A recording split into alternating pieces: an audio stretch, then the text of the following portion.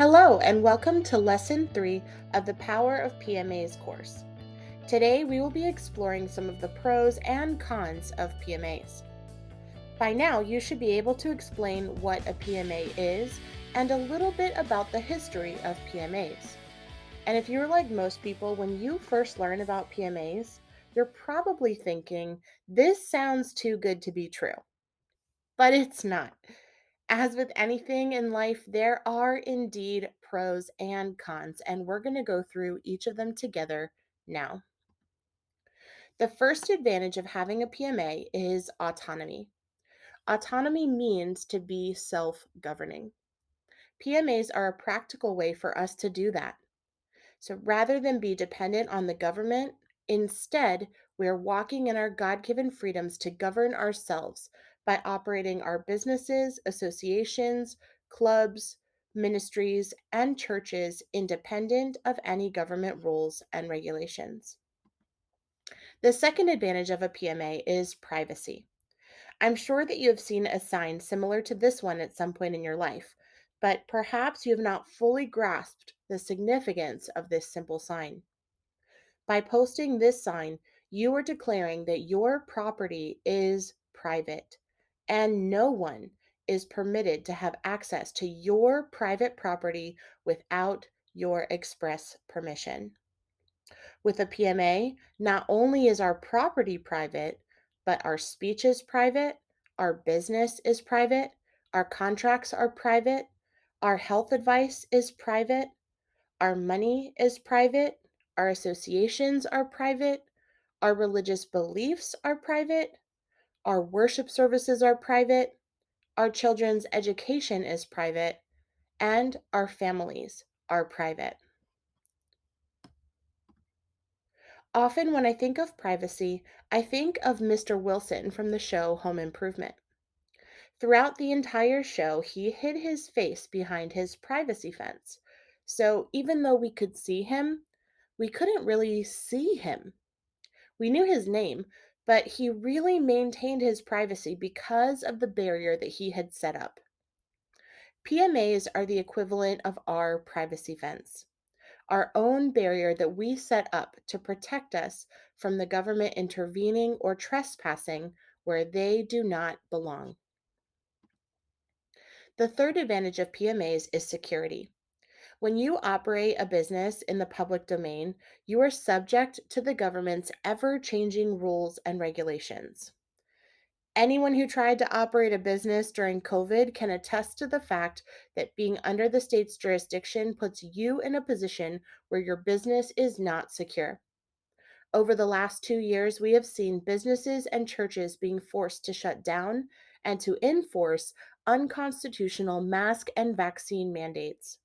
However, as a PMA, we enjoy the security of our life, our liberty, and our property, which includes our businesses and our families. It is important for all freedom loving patriots to set up their own PMAs so that we can continue to operate our businesses and our churches with freedom and with security. The fourth advantage of PMAs is freedom. PMAs protect your God given freedoms to life, liberty, and property in a lawful and legal way. You will experience all of the benefits of freedom of speech, freedom of religion, freedom of press, freedom of assembly, and more. Another benefit of PMAs is tax exemption. PMAs that are founded as 508c1a faith-based organizations, ministries, and or churches are mandatorily exempt from paying taxes. So all donations received are tax-free for the association and tax-deductible for the donor. PMAs are also exempt from paying sales tax and property tax.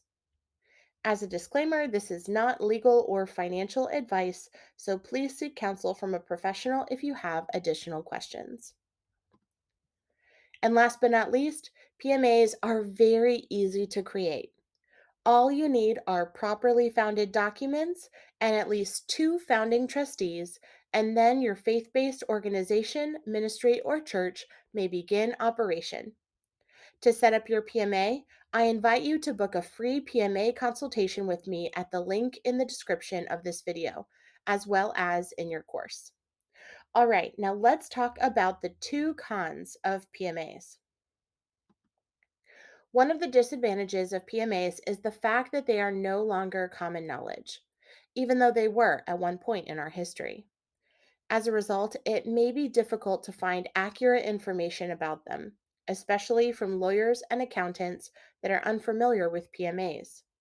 You may also need to invest significant time and energy into preparing yourself to educate your family, friends, patients, partners, members, banks, contractors, staff, pastors, churches, donors, homeschool groups, and more. The other disadvantage of PMAs is funding. Because PMAs are private, we are typically not eligible to receive government grants or funding. While there are a few 508c1a organizations that have been able to qualify for government grants, it is very, very rare. So if your organization will need to rely on government funding or grants, then you may want to consider establishing a 501c3 nonprofit charitable organization instead. However, if you are willing and able to exist without relying on government grants, then a PMA is definitely the way to go. This concludes Lesson 3 of the Power of PMAs course. This course is based on the Power of PMAs ebook, which is available for free at www.peacefulworldschoolers.com, as well as in the resources section of your course.